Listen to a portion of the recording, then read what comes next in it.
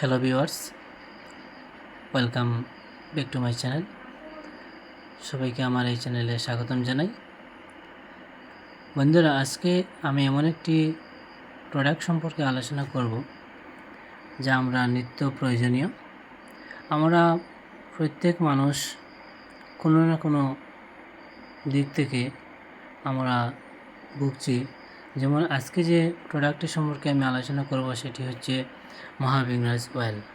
এই মহাবিঙ্গরাজ অয়েলটি আমরা কেন ব্যবহার করব এবং কিসের জন্য ব্যবহার করব এবং কিভাবে ব্যবহার করব, কাকে ব্যবহার করতে হবে এবং কাকে ব্যবহার করতে হবে না সেটা সম্পর্কে জানব, বা ওই প্রোডাক্টের কোনো সাইড এফেক্ট আছে কি না তাও আমরা আজকে ক্লিয়ার হয়ে যাব, এবং কোন তরিকায় আমরা ব্যবহার করলে সঠিক রেজাল্ট পেতে পারি।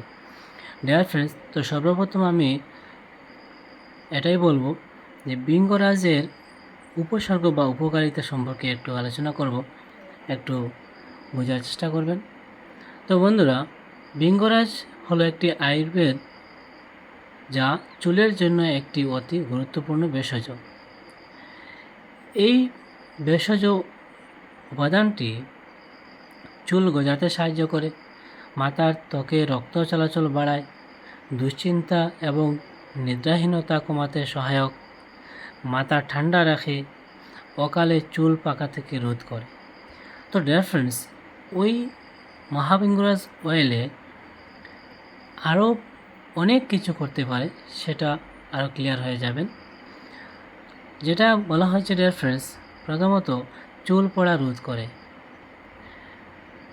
দ্বিতীয় হচ্ছে খুশকি দূর করে, তৃতীয় চুলের আগা ফাটা কমায় এবং শক্ত করে চুলকে মজবুত করে, 4 নম্বর অকালে পাকা চুল কমায়।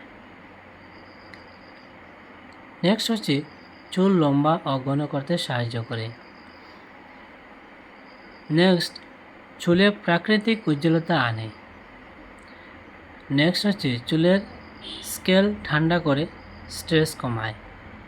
তো ডিয়ার ফ্রেন্ডস, আমরা জানলাম এই মহাবিঙ্গরাজ তেল কী করতে পারে, এর বেনিফিট সম্পর্কে আমরা জানলাম।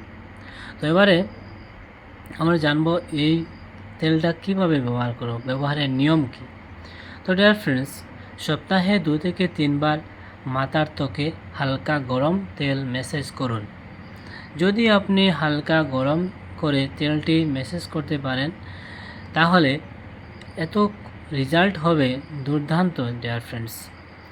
তো নেক্সট হচ্ছে যে ডিয়ার ফ্রেন্ডস, আপনি সারা রাত রেখে সকালে ধুয়ে ফেললে ভালো ফলাফল পাওয়া যাবে। অনেকে হয়তো আমাকে জিজ্ঞেস করেছেন যে ওই তেলটা কীভাবে ব্যবহার করব, আমরা স্নানের পর করলে কি হবে বা হাতে পায়ে দিলে কি হবে।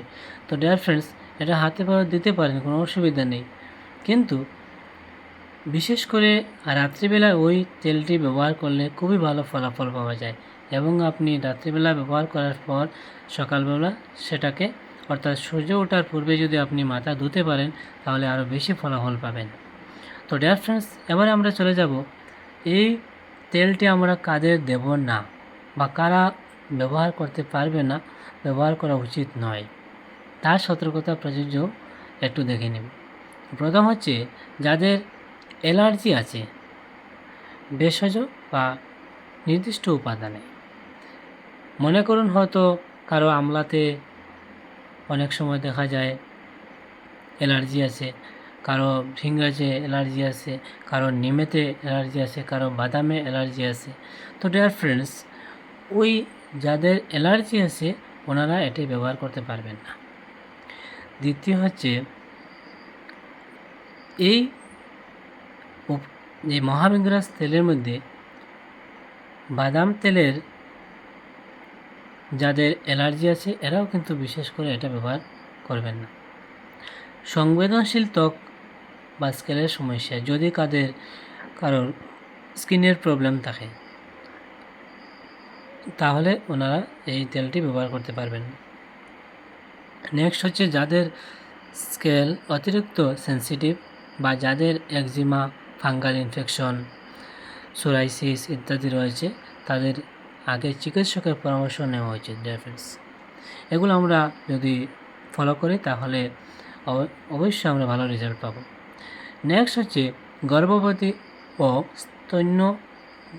স্তনদায়ী মায়েরা, অর্থাৎ যেসব মায়েরা গর্ভবতী অবস্থায় আছেন বা ব্রেকফাস্ট করাচ্ছেন ওই মহিলাকে এটা দেওয়া যাবে না।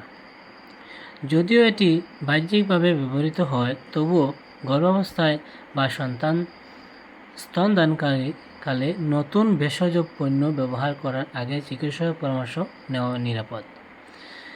নেক্সট যেটা বলবো ডিয়ার ফ্রেন্ডস, বাচ্চাদের ক্ষেত্রে যেমন 5 বছরের কম বয়সী শিশুরা সাধারণত এই ধরনের ভেষজ তেল ব্যবহার মোটেও করতে পারবেন না, কারণ তাদের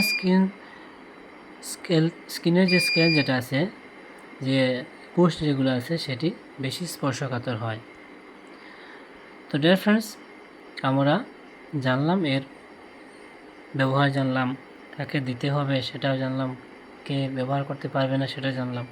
এবারে জানব এই তেলটির পার্শ্ব প্রতিক্রিয়া সম্পর্কে, অর্থাৎ সাইড এফেক্টস, যেটা রেয়ার পোর্শন, যেমন চুলকানি, র্যাশ, ত্বকে জ্বালা বা লাল হয়ে যাওয়া, অতিরিক্ত তেল ব্যবহার করলে স্কেলে চিটচিটে ভাব বা খুশকি বাড়াতে পারে। তো ডিয়ার ফ্রেন্ডস, এই তেলটা আমরা কিভাবে পরীক্ষা করব যে আমার স্কিনে এই তেলটি প্রযোজ্য কিনা? তো ডিয়ার ফ্রেন্ডস, একেবারে সহজ। ব্যবহার করার আগে যদি আমরা এই তেলটি টেস্ট করে নিই, কীভাবে? একটু তেল হাতের বা কানের পেছনের ত্বকে দিয়ে 24 ঘন্টা অপেক্ষা করতে হবে। যদি চুলকানি বা লাল ভাব না আসে তাহলে সেটা নিরাপদে আমরা ব্যবহার করতে পারি। তো ডিয়ার ফ্রেন্ডস, আমরা এই তেলটি খুশকি নিয়ন্ত্রণে সহায়তা করে, তবে যদি ফাঙ্গাল বা ব্যাকটেরিয়াল ইনফেকশনজনিত খুশকি হয় তাহলে চিকিৎসকের পরামর্শ ছাড়া ব্যবহার করবেন না। নেক্সট হচ্ছে, যদি মাথার ত্বকে গা বা ফুসকুড়ি থাকে তাহলে এই তেল ব্যবহার করা যাবে না।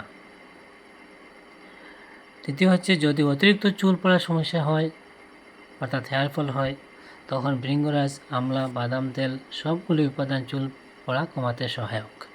তবে যদি চুল পড়ার পেছনে হরমোনাল বা চিকিৎসাজনিত কারণ থাকে, যেমন থাইরয়েড বা পিসিওডি, ওই ধরনের প্রবলেম ভোগেন, তাহলে এই তেল কাজ করবে না। তো ডিয়ার ফ্রেন্ডস, নেক্সট যেটি বলবো, যদি স্কেল্প বা তৈলাক্ত, ওই যে আমাদের চামড়া যেটা বা স্কিন যেটা, সেটা যদি তৈলাক্ত হয় তাহলে হালকা পরিমাণে ব্যবহার করুন। তেল দিয়ে মাথা ঘেমে না গেলে ভালো, অর্থাৎ ভালোভাবে অনেকে হয়তো তেল দিয়েছেন সমস্ত মাথা বেয়ে যাচ্ছে, ওই ধরনের না ডিয়ার ফ্রেন্ডস, অল্প দেবেন। যদি তৈলাক্ত হয় চামড়াটি তাহলে অতিরিক্ত ব্যবহার না করাটাই ভালো। তাতে কী হতে পারে, অতিরিক্ত ব্যবহার করলে আপনার ত্বকে খুশকি বেড়ে যেতে পারে। যদি স্ক্যাল্পে ফাঙ্গাল ইনফেকশন থাকে বা দাগ, অর্থাৎ দাগের সমস্যা হয়, তাহলে এই তেল ব্যবহার করতে পারবেন না। তো ডিয়ার ফ্রেন্ডস, আমরা এই তেলটি এত সময় জানলাম কীভাবে ব্যবহার করতে হবে, সব কিছু জানলাম। এখন বলছি ডিয়ার ফ্রেন্ডস, এই তেলটি তৈরি করতে গিয়ে কী কী উপাদান এতে রয়েছে। প্রথমত রয়েছে ভৃঙ্গরাজ, এটা নামের মধ্যেই বোঝা যাচ্ছে। দ্বিতীয় হচ্ছে ডিয়ার ফ্রেন্ডস বাদামের তেল, তৃতীয় আমলকি, চতুর্থ ব্রাহ্মী, পঞ্চম নিম, তারপর যেটা আছে জবা ফুলের পাতা এবং ফুল, নারকেল তেল, তিলের তেল। এইভাবে ডিয়ার ফ্রেন্ডস ভেষজ উপাদান দিয়ে এই তেলটি তৈরি করা হয়েছে। তো অবশেষে ডিয়ার ফ্রেন্ডস, আমরা এটাই বুঝতে পারলাম যে এই তেলটি আমরা কোন অবস্থায় ব্যবহার করা যাবে এবং কোন অবস্থায় ব্যবহার করা যাবে না। সাধারণত চুল পড়া ব্যবহার করতে পারবেন, খুশকির সমস্যা ব্যবহার করতে পারবেন, ফাঙ্গাল ইনফেকশন যদি মাথাতে থাকে তাহলে ব্যবহার করতে পারবেন না, স্ক্যাল্পে গা বা জ্বালা, যদি চামড়াতে জ্বালা পোড়া যন্ত্রণা হয় তাহলে ব্যবহার করতে পারবেন না, খুব সেন্সিটিভ স্কিনের মধ্যে সেটা অল্প পরিমাণে সতর্কভাবে ব্যবহার করতে পারবেন। শিশু অর্থাৎ 5 বছরের নিচে যদি কোনো মানুষ থাকে তাহলে ওই শিশুটি ব্যবহার করতে পারবেন না। গর্ভাবস্থায় বা স্তন্যদানকারী মায়েরা চিকিৎসকের পরামর্শ ছাড়া এটি ব্যবহার করতে পারবেন না। তো ডিয়ার ফ্রেন্ডস, আজকে আমরা শিখলাম এই মহাবীঙ্গাস তেল সম্পর্কে, যে এই তেলটি আমরা কীভাবে ব্যবহার করতে পারবো। তো ভিডিওটি এত সময় ধৈর্য ধরে দেখার জন্য সবাইকে ধন্যবাদ। Thank you all of you.